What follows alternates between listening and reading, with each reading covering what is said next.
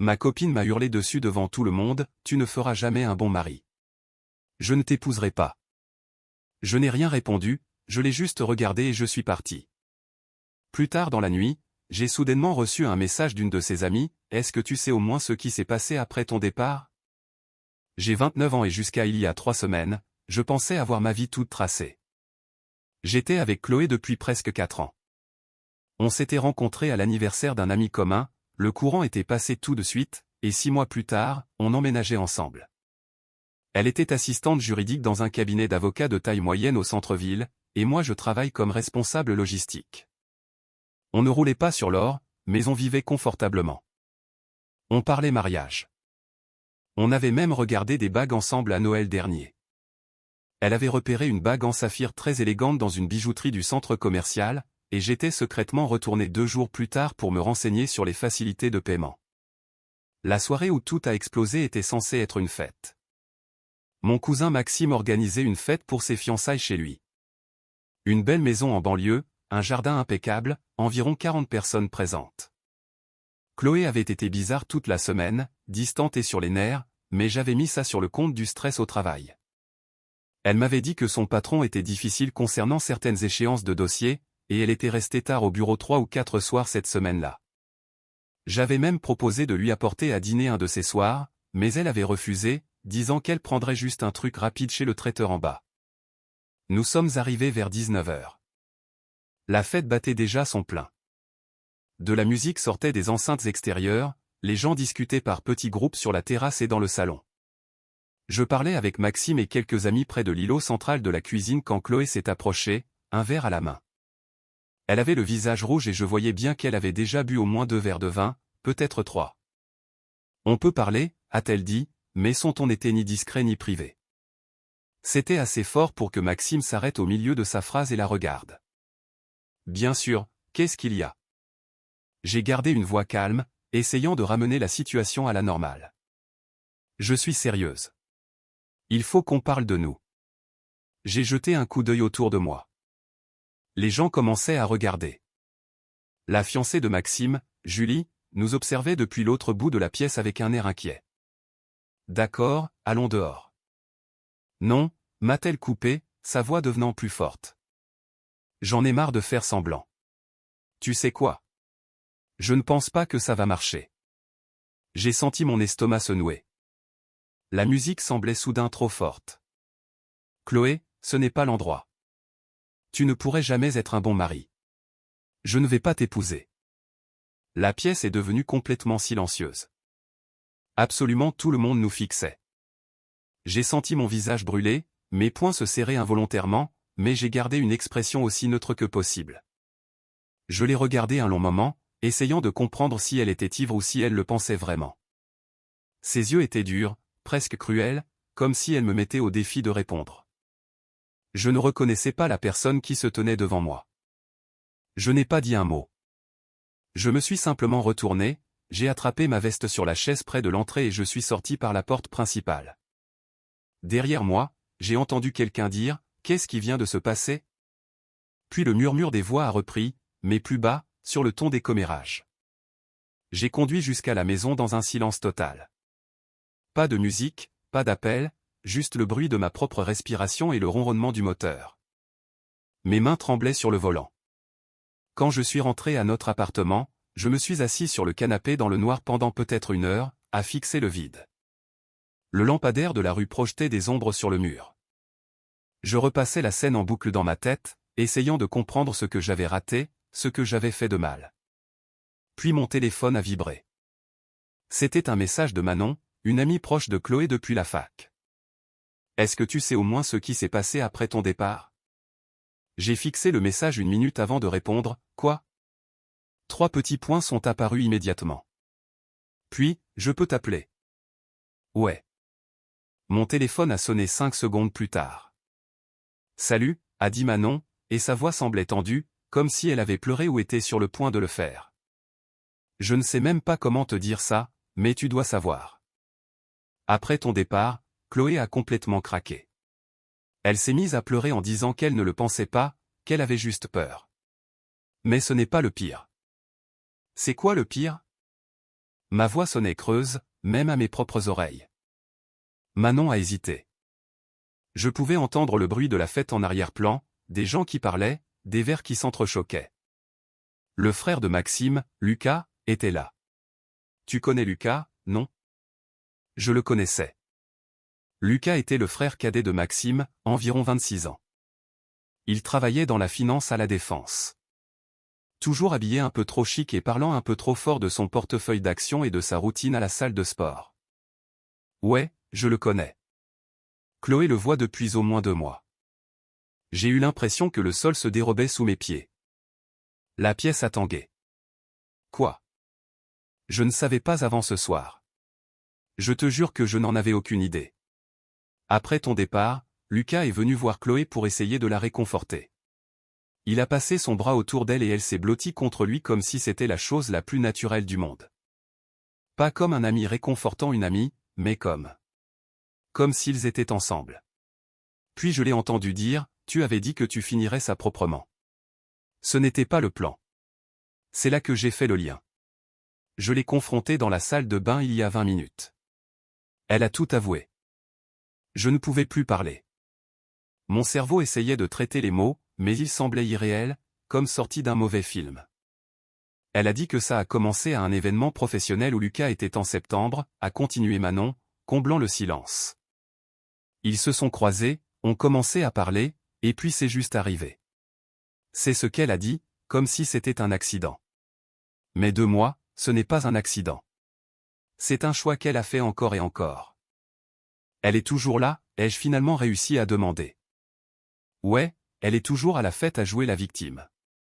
Quelques personnes la réconfortent, mais honnêtement, la plupart des gens ont l'air mal à l'aise. Julie est furieuse. Je crois qu'elle veut que Chloé parte. Merci de me l'avoir dit, ai-je dit, et ma voix s'est un peu brisée sur le dernier mot. Qu'est-ce que tu vas faire? Je ne sais pas encore. On a raccroché et je suis resté assis dans le noir pendant une autre heure. Puis j'ai eu un déclic, et j'ai commencé à penser clairement pour la première fois de la soirée. J'ai ouvert mon ordinateur portable et je me suis connecté à notre compte bancaire commun, celui qu'on avait ouvert pour le loyer et les charges il y a environ 2 ans. On y versait tous les deux un montant fixe chaque mois, c'était censé simplifier les choses. J'ai commencé à faire défiler les transactions des derniers mois. Au début, tout semblait normal. Loyer, électricité, internet, courses. Puis j'ai remarqué des débits que je ne reconnaissais pas. Un restaurant appelé le Gabriel, un endroit huppé au centre-ville où je n'étais jamais allé, 160 € il y a 2 mois. Un autre 3 semaines plus tard, 190 €. Puis il y avait une note d'hôtel d'il y a 4 semaines, 300 € dans un hôtel-boutique à environ 15 minutes de notre appartement. Chloé m'avait dit qu'elle était à une conférence professionnelle à Lyon ce week-end-là. J'ai fait des captures d'écran de tout, chaque transaction qui ne collait pas. Il y en avait 11 au total. Mise à jour 1. Je n'ai pas dormi cette nuit-là. Je ne pouvais pas. Je suis juste resté assis sur le canapé, l'ordinateur ouvert, à fixer ses relevés bancaires et à penser à chaque mensonge qu'elle m'avait raconté. Chaque fois qu'elle avait dit qu'elle travaillait tard. Chaque fois qu'elle avait été trop fatiguée pour sortir avec moi le week-end. Chaque fois qu'elle avait cherché la dispute pour des broutilles, et maintenant je réalisais que c'était probablement parce qu'elle se sentait coupable. Vers 6 heures du matin, j'ai entendu la porte de l'appartement s'ouvrir. Chloé est entrée doucement comme si elle essayait de ne pas me réveiller. Elle portait toujours la même robe de la fête et elle avait l'air épuisée. J'étais assis à la table de la cuisine avec mon ordinateur ouvert et une tasse de café qui avait refroidi depuis 1 heure. Elle s'est figée quand elle m'a vu. Il faut qu'on parle, ai-je dit. Elle a posé son sac à main sur le comptoir et a croisé les bras défensivement. Son maquillage avait coulé sous ses yeux et ses cheveux étaient en désordre. Je sais que j'ai merdé hier soir. J'étais ivre et je ne le pensais pas, depuis combien de temps tu couches avec Lucas? Son visage est devenu blême. Toute la couleur a quitté ses joues. Quoi? Ne me mens pas, Manon m'a dit et j'ai trouvé les relevés bancaires.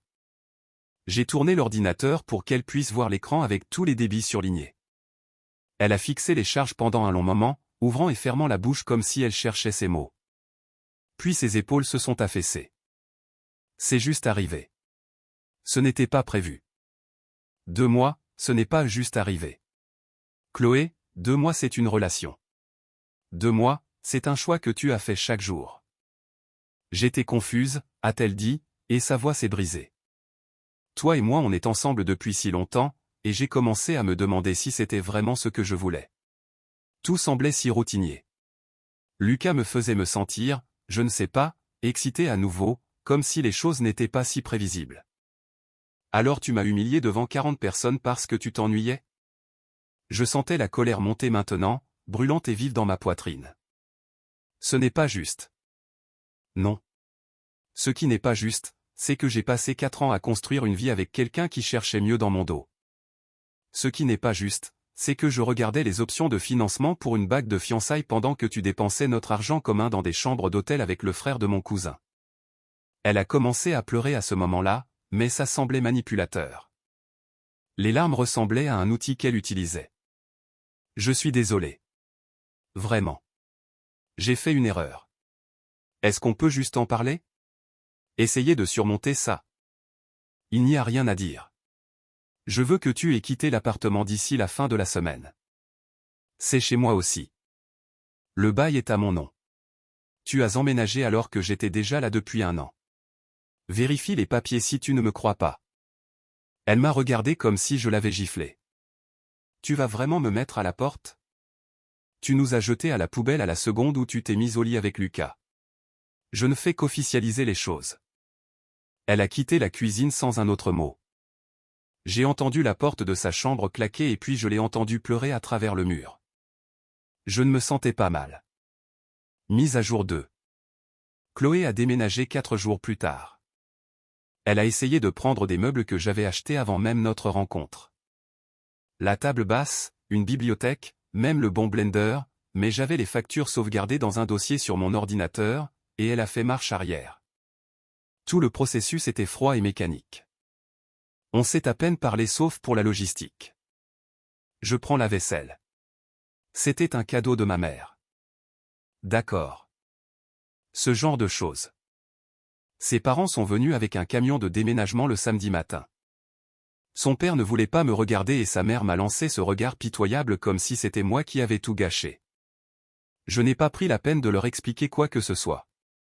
Lucas, en revanche, a essayé de me contacter. Il m'a envoyé un long texto 2 jours après le départ de Chloé, s'excusant, disant qu'il n'avait jamais voulu que les choses aillent aussi loin et qu'il me respectait trop pour laisser ça gâcher ma relation avec Maxime. Le texte faisait 5 paragraphes, plein de phrases comme « Je prends l'entière responsabilité » et « J'espère qu'on pourra passer à autre chose un jour ». Je n'ai pas répondu. Je l'ai effacé et j'ai bloqué son numéro. 2 jours plus tard, Maxime m'a appelé. J'ai entendu ce qui s'est passé, a-t-il dit. Lucas m'a donné sa version, mais je voulais entendre la tienne. Je lui ai raconté toute l'histoire. Chaque détail, l'humiliation publique, la liaison, les relevés bancaires, les notes d'hôtel, les mensonges. Maxime a écouté sans m'interrompre. Il est resté silencieux un long moment après que j'ai fini. Puis il a dit, « Je suis désolé, mec. Je n'en avais aucune idée. Lucas est mon frère, mais ce qu'il a fait est vraiment dégueulasse. Je ne lui cherche pas d'excuses. J'apprécie, merci. Si ça peut te consoler, Julie a déjà désinvité Chloé du mariage. Elle était censée être demoiselle d'honneur. Et je tiens Lucas en laisse très courte. Il ne fait plus partie des garçons d'honneur non plus. Julie voulait qu'il soit complètement désinvité, mais c'est quand même mon frère, donc il peut venir à la cérémonie, et c'est tout. Pas de réception. Ça m'a donné une petite satisfaction, mais ça ne réparait pas la trahison. Rien ne pouvait réparer ça. Mise à jour 3. Environ 2 semaines après le départ de Chloé, j'ai reçu un message d'elle sur Instagram. C'était long et confus, disant en gros qu'elle avait fait la plus grosse erreur de sa vie et qu'elle voulait qu'on se voie pour parler. Elle disait que Lucas s'était révélé différent de ce qu'elle pensait et qu'elle réalisait que c'était moi qu'elle voulait vraiment. Elle disait qu'elle avait été stupide et impulsive et que ce qu'on avait été réel. Je n'ai même pas ouvert le message en entier. Je l'ai juste bloqué sur Instagram, Facebook et son email par précaution. Mais c'est là que ça devient intéressant. Un ami commun, Théo, m'a contacté il y a quelques jours et m'a dit la vraie raison pour laquelle Chloé essayait de revenir. Apparemment, Lucas voyait quelqu'un d'autre pendant tout le temps où il était avec Chloé. Une fille de son bureau nommée Amandine. Quand Chloé l'a découvert, elle a vu des textos sur son téléphone. Elle l'a confronté et il lui a essentiellement dit qu'elle n'était qu'une passade. Il a dit qu'il n'avait jamais eu l'intention que ce soit sérieux, que c'était juste pour le fun et qu'Amandine était sa vraie copine. Chloé était dévastée. Théo a dit qu'elle avait débarqué chez lui à 22 h en pleurant, lui demandant ce qu'elle devait faire. Et pour empirer les choses, elle s'est fait virer de son boulot la même semaine. Elle arrivait en retard à répétition, ratait des échéances, et elle a eu une dispute hurlante avec son patron à propos d'une erreur de classement. Son patron avait apparemment été indulgent pendant des semaines. Mais la dispute a été la goutte d'eau. Théo a dit qu'elle avait appelé des amis communs pour essayer de convaincre quelqu'un de me persuader de la reprendre. Personne n'a voulu l'aider. Quelques personnes lui ont dit explicitement que ce qu'elle avait fait était impardonnable. Dernière mise à jour. Ça fait 3 semaines depuis cette nuit à la fête de Maxime. Je suis encore en train de tout digérer, mais honnêtement, je me sens plus léger. L'appartement est plus calme, certes, mais il est à nouveau à moi. J'ai réorganisé les meubles, je me suis débarrassé de tout ce qui me rappelait elle, j'ai jeté les photos, donné quelques livres qu'elle avait laissés, j'ai même changé les draps du lit. J'ai commencé à aller à la salle de sport le matin avant le boulot, et je lis plus. Des petites choses qui me donnent l'impression de reprendre ma vie en main. Maxime et moi sommes toujours proches. Son mariage est dans 2 mois et je suis toujours invité. Je suis même de nouveau garçon d'honneur. Lucas ne sera pas à la réception. Maxime a tenu bon là-dessus. Apparemment, Lucas et Chloé ont essayé de faire marcher leur truc pendant environ une semaine après qu'elle a découvert pour Amandine, mais ça a implosé rapidement. Lucas a bloqué son numéro et elle a essayé de débarquer à son appartement une fois. Il a menacé d'appeler les flics si elle ne partait pas. Aux dernières nouvelles, elle est retournée vivre chez ses parents à 1 heure de la ville. Elle est au chômage et passe apparemment la plupart de son temps dans sa chambre d'enfant. Manon m'a dit qu'elle postait des citations tristes et vagues sur les réseaux sociaux, le genre qui parle clairement de moi, mais sans jamais me mentionner nommément. Je n'ai pas eu de nouvelles d'elle directement depuis que je l'ai bloquée partout. Manon prend de mes nouvelles parfois, ce qui est sympa. Elle se sent coupable de ne pas avoir remarqué la liaison plus tôt, mais je lui ai dit que ce n'était pas sa faute. Chloé était prudente. Elle couvrait ses traces. Si Manon avait su, elle me l'aurait dit. Je ne vois personne pour l'instant. Je ne suis pas prêt, mais je ne suis pas amer non plus. Je suis juste soulagé. Soulagé d'avoir découvert ça avant de l'épouser pour de bon. Soulagé de ne pas avoir gâché 4 autres années. Soulagé de ne pas avoir fait ma demande avec cette bague en saphir pour découvrir tout ça 1 an après le mariage. Soulagé d'être parti quand je l'ai fait avec ma dignité intacte. Parfois je repense à ce moment à la fête quand elle m'a crié dessus devant tout le monde. Sur le coup, j'avais l'impression que c'était le pire moment de ma vie. Maintenant je réalise que c'était un cadeau. Elle m'a montré exactement qui elle était et j'ai pu partir avant d'être lié à elle légalement ou financièrement pour toujours. Eddie 1. Quelques personnes ont demandé si j'avais confronté Lucas directement. Non. Il ne vaut pas mon énergie et tout ce que je lui aurais dit n'aurait servi qu'à mon ego. De la façon dont je vois les choses, il doit vivre avec le fait d'être le genre de personne qui fait ça à quelqu'un. C'est une punition suffisante. Eddie 2. Quelqu'un m'a envoyé un MP pour demander si j'avais eu de vraies excuses de la part de Chloé au-delà de ce message Instagram. Non, le message Instagram était juste elle essayant de me récupérer parce que son plan B avait échoué. Ce ne sont pas des excuses, c'est du désespoir. Eddie 3. Pour tous ceux qui demandent à propos de la bague, je ne l'ai jamais achetée. Je prévoyais de faire ma demande ce Noël. J'ai esquivé une balle.